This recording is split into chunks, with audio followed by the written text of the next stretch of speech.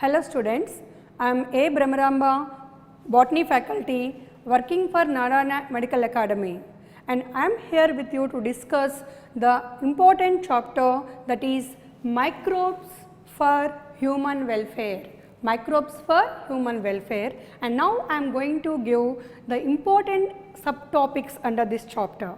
So let us see, the first one is introduction. You know very well about what are microbes, and we are going to learn about the definition of microbes and their details of occurrence. And second one is microbes for household products, means how microbes are useful in the production of our daily household products like curd, curdling of milk. Second one is baking industries, yes, is one of the important product which we are using daily in our house, baking industries. And third one is cheese production. No? So microbes will play important role in the production of cheese, children. Then second important subheading is microbes for industrial products. So in large scale production of industrial products like fermentation of alcoholic beverages and antibiotics, which are very essential to control many diseases and many ailments, and then chemicals, enzymes and bioactive molecules, which are very essential in large scale in the industries as well as in the medicinal grounds. Next subheadings are microbes for sewage treatment. Yes, the drainage water, which is called as sewage water, has to be purified. So how the microbes will play important role in this sewage treatment plant, also one of the important topic under this chapter. Then microbes for biogas production. Yes, biogas production is one of the important profession in many rural areas, which can be used as alternative source instead of the non-renewable resources. Then microbes as biocontrolling agents.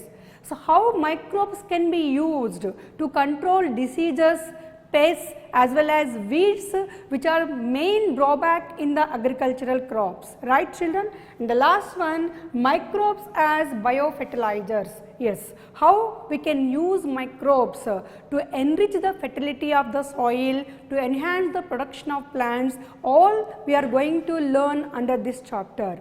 Right children? So these are the some of the subtopics under the chapter microbes for human welfare. Okay, now let us see what are microbes. Anybody heard about the term microbe? Immediately they will think about that these are very harmful organisms, because these are known for their harmful infections and diseases which are victimizing people from the ancient times, like smallpox, measles, mumps, HIV, hepatitis, and present at current scenario we are all suffering with the COVID-19 coronavirus, an invisible microscopic organism, not even organism, it is a small particle threatening the lives of lakhs of people throughout the world. Without any, till now there is no any limits for this organism, it is spreading through all over the countries, right children? So of course microbe means not only for causing diseases, they are also useful in many ways in our daily lives. So how they are useful? Before going to learn about that uses of the microbes, let us see what is microbe. Microbe means microscopic organisms. Microscopic means invisible to naked eye, invisible to naked eye. So we cannot see with our naked eye that all those organisms are called as microscopic organisms, are simply as microbes. And let us see how they are evolved. These are considered as evolved. These are evolved in very ancient times. They are early organisms to evolve on the surface of earth approximately 3.8 billion years 3.8 billion years on the surface of earth. So these are organisms which are evolved first on the surface of the earth, and not only that, even though they are small, microscopic, they constitute a major component of earth.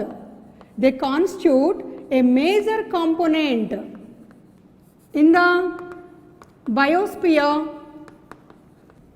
They constitute a major component in the biosphere on the surface of the earth. On the surface of the earth.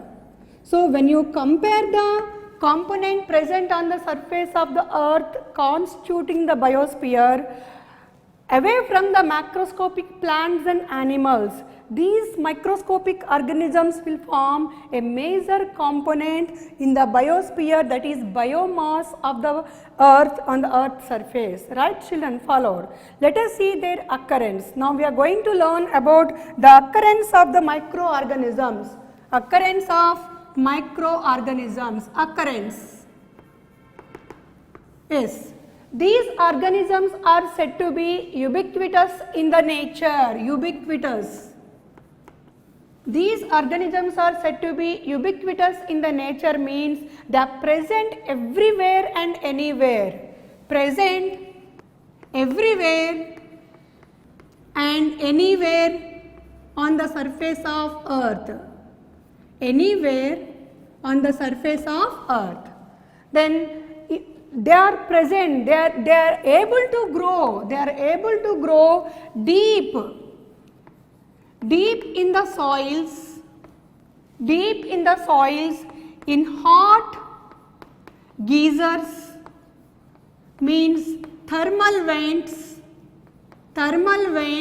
where the temperature is ranging at about 100 degrees Celsius temperature is there, and even they can grow in deeper layers of snow. So they can even survive in the hottest climatic conditions where the temperature ranges about 100 degrees Celsius, and even they can survive in the coolest climatic condition in the deeper layers of the snow where the temperature is below 0 degrees centigrade, and also they can survive highly acidic conditions and highly alkaline conditions. So in all these habitats they can survive, hence their occurrence is said to be ubiquitous. And not only that, they can live on the surface of the plants and animals and in the body of plants and animals, causing different types of ailments.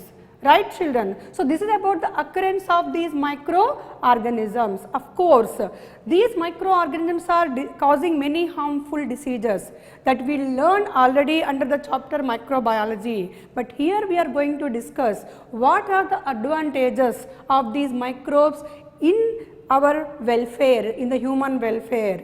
In that, the first heading, what we are going to discuss in this session is microbes to produce household products. Now we are going, okay children, now we are going to discuss about the importance of microbes in the production of household products.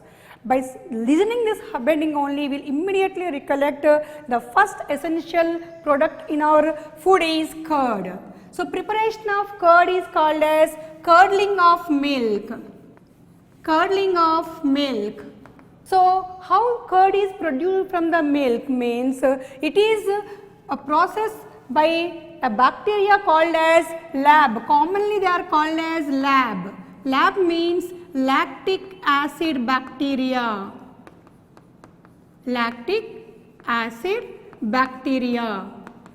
Which are available in the nature only. They are naturally available microbes.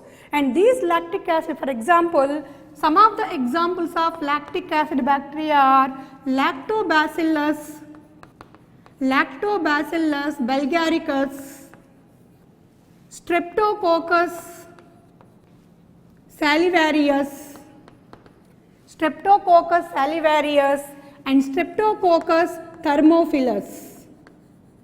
Streptococcus thermophilus. These are common examples of lactic acid bacteria which are useful for conversion of milk proteins to curd fats. How it is produced? First, boil the milk. Milk is boiled at 90 degrees Celsius for 20 minutes. Milk is boiled at 90 degrees Celsius temperature for 20 minutes. Then it is cooled. It is cooled to 40, means approximately 40 degrees Celsius, cooled to 40 degrees Celsius. After cooling, it is added with a starter. What is the starter here?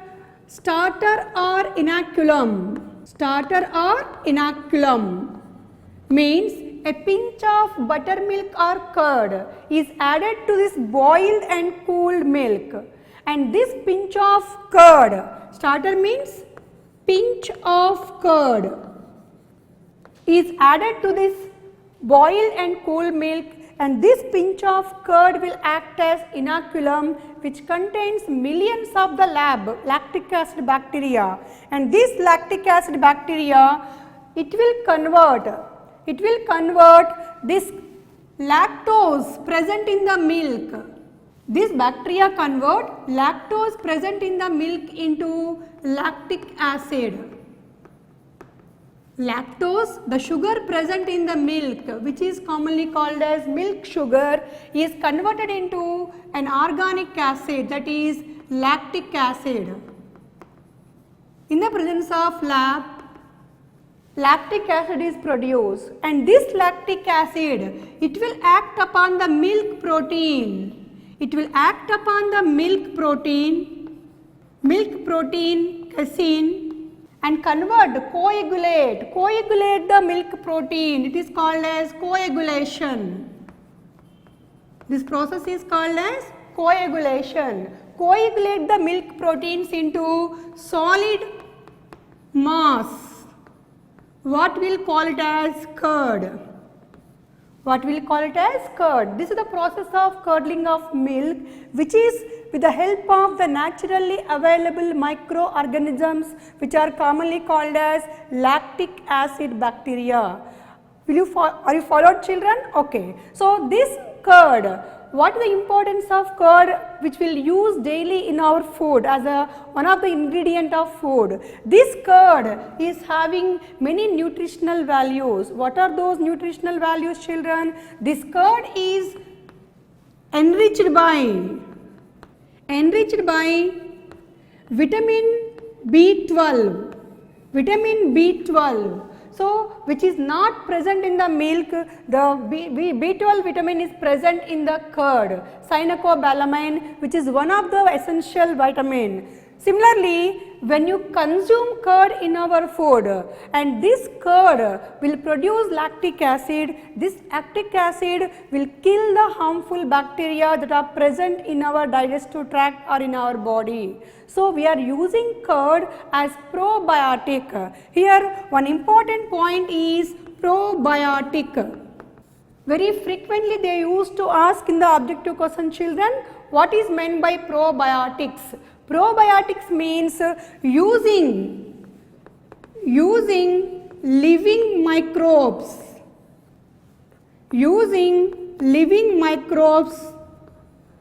to enhance the health or to improve the health is called as probiotics. So, using the microbes in the form of food is very important to enhance our immunity system. So, here curd will play a very important role as a probiotic, and nowadays probiotics are available in the form of colorless liquids in the medical shops as well as in the other shops also, right children? Okay, so this is the importance of the curdling of milk, which is a daily useful household product, right? Now we are going to learn about one more important, that is fermentation of batter, that is useful for the preparation of idli. Okay children, now one more important use of microbe in the household product is fermentation of batter for the preparation of idli and dosa. You know very well, idli and dosa are the common products which we will use for our breakfast, and in the preparation of this batter, they will, after preparation of the batter, they allow this batter to ferment for minimum 4 to 5 hours, for minimum 4 to 5 hours. And in this time, the naturally available microbes, for example, Leuconostoc and Streptococcus, these are the naturally available microbes.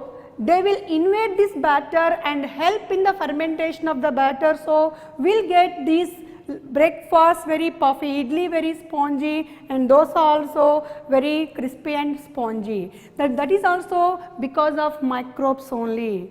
Next one is in baking industries. In baking industry, baking bread and cakes like that. The important, you know very well, this is one of the important common method we are learning in the microbes, that is yeast. Yeast is the microbe which comes under fungus. It is a fungus. Scientific name is Saccharomyces cerevisiae.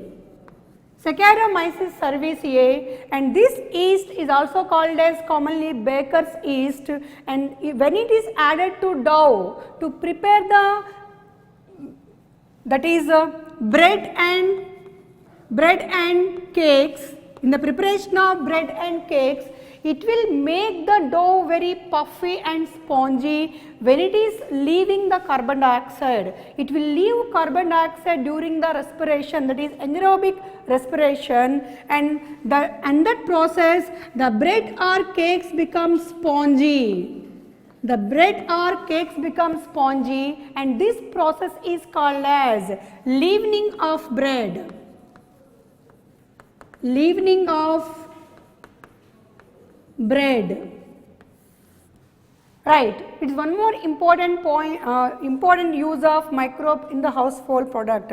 Similarly, one more important use in the household product is toddy. Toddy you know very well, it is a South Indian traditional drink. South Indian traditional drink which is obtained by the fermentation of the sap, which is conducted through the phloem. The phloem sap of the palm trees, especially toddy palm, Borassus, and this sap is fermented with the naturally available microbes, and is in that the sugars present in the phloem sap are converted to alcohol after the fermentation. And it is one important traditional thing which is commonly used in our South Indian countries, right children? So, with this the microbes for human household products is completed. Now, we are going to learn about the next session, what is the importance of microbes for the industrial products. One more important use of microbes in the household product is fermentation of soybean, fish and bamboo shoots. Soybean, fish and bamboo shoots also with the help of microbes only. And one more important product which is obtained through microbes is cheese production. Production of cheese. Yes, cheese is one of the important product which is obtained through the microbes only. And in this cheese also milk proteins are coagulated with the help of the microbes, like they are used either fungi or bacteria for the ripening process. Fungi or bacteria for the ripening process. So let us see what are the important cheeses that are produced with the help of bacteria. Bacterial cheeses. These are cheddar cheese and Swiss cheese. Swiss cheese is characterized by large holes, which is ripened by using a bacterium by name Propionibacterium. Propionibacterium Shermani. Propionibacterium Shermani. Okay, it is characterized by having large holes because of the liberation of large quantity of carbon dioxide. Similarly, by using fungi, that is Penicillium species, Roquefort cheese. Roquefort cheese is produced by using Penicillium roqueforti. Penicillium roqueforti, which is commonly called as blue or green mold, and this cheese is characterized by having bluish and greenish colors points in the cheese. Similarly, Camembert cheese. Camembert, it is also ripened by using fungus only, that is Penicillium camemberti. Penicillium camemberti. So cheese is also one of the important household product what will obtain by using microorganisms for their fermentation. Right children? So with this, microbes importance for the household products is completed, and now we are going to learn about the microbes for the industrial products. Microbes for industrial products, right? Okay. Now let us see what is the importance of microbes in the industrial products. Mainly the industrial products are production of beverages, fermentation of beverages. What are those beverages? You know very well. They are brandy, wine, whiskey, rum, beer, etc. So these are all fermented beverages which are also requires the use of microorganisms. It is an age-old process, and production of these alcohols actually for the preparation of medicines. But now we are using for many purposes these beverages, and fermentation of these beverages requires a large sized vessels called as fermenters. We require large sized vessels called as fermenters, and these fermenters are having the volume of about 1000 liters to 100 to 1000 liters and more than 1000 liters, and these bioreactors are fermenters. They provide all the aseptic conditions for the multiplication of the microorganisms to produce all these products. Okay, so now after production, this material after the fermentation, it is distilled. It has to go for distillation for the purification of these beverages, and by the process of distillation we can classify these beverages into two types. Children, remember this point, very important for the objective sake. So which products are produced before distillation or without distillation, which are produced after distillation. Here the examples of products which are produced. Okay, so the examples of products which are produced without distillation. Without distillation are 1. Beer and wine. These are produced without distillation, so their alcoholic percentage is very less, having about only 4 to 8% of alcohol, and it is obtained by the fermentation of malted barley. Similarly, wine by the fermentation of grape juices, which is having a slightly higher concentration of alcohol ranging from 10 to 12%, it is obtained by the fermentation of grape juices. Right. Now, what are the examples of products after distillation? The products are brandy. Brandy is having slightly high content of alcohol, from 50 to 60% alcohol obtained from the distilled beer only. So it is also obtained from the fruit juices. Second one is whiskey. Whiskey contain about 40% of alcohol, which is obtained by malted cereals. Malted cereals, by the fermentation of malted cereals. Similarly, rum is also having 40% alcohol from molasses. From molasses, the leftover in the sugarcane industry. And finally, vodka. Vodka also the fermented of potato starch, which is having highest amount of alcohol ranging from 70 to 80% by fermentation of potato starch. Fermentation of potato starch. So these are the examples of the fermented beverages which are produced without distillation, beer and wine, and after distillation, brandy, whiskey, rum and vodka. So distillation is the process of purification of the alcohol. So you know that the yeast, which is the important microorganism in the fermentation. So here the important organism is yeast, which is also called as brewer's yeast, is useful for this process. Right children, and that is why it is called as brewer's yeast.